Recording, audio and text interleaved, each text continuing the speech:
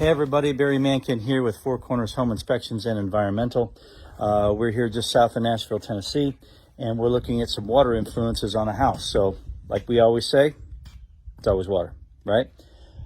So, here's how outside water influences affect the home. Landscape, top-down approach, gutter drainage, all that sort of thing. It's always a big deal, okay? So we start from the outside in. Before we even start doing mold testing, looking for mold or anything else like that, we want to see what the influences are. All right. So landscape, number one, grading and drainage. None of this is getting up over this sidewalk. It's settled down here, and so all this water goes right back up underneath into that covered porch area. Then verifying the integrity of the underground drainage systems. So when you see these, you need to know where they dissipate.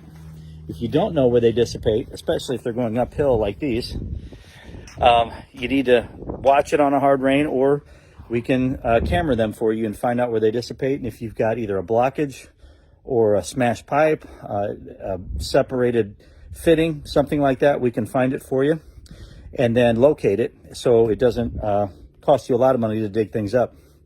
Plus, you're a perimeter foundation drain. You always have to know where that is, okay? So back to grading.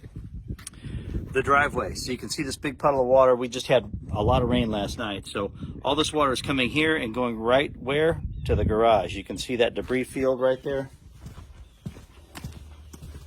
All this debris sets up on the garage. So let's see how far it got in the garage. Okay. So we can see right here, only a few feet. The garage is got enough of a slope that's helping a lot. But when it does come in, historically, we've got some drywall that's compromised there, drywall compromised there, creates some mold conditions. So let's see how it's backing up.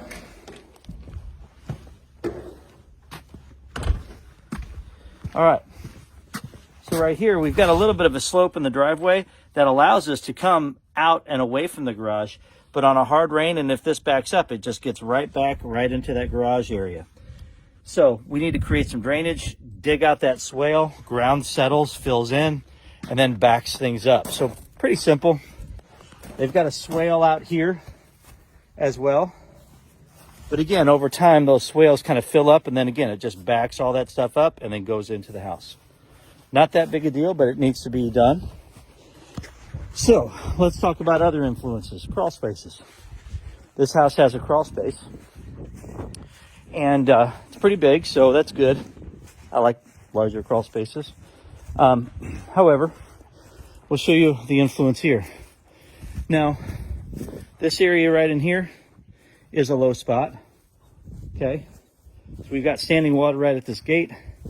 We also have a step right here where we have water that backs up from here and travels in this direction because of the elevation. So elevation is big. Right here, that water is getting in this direction, and then it gets in this direction because that, again, that elevation is the same as the ground here, so it just backs right up at the same elevation. Water is going to take the path of least resistance, right? So let's see what happens in the crawl.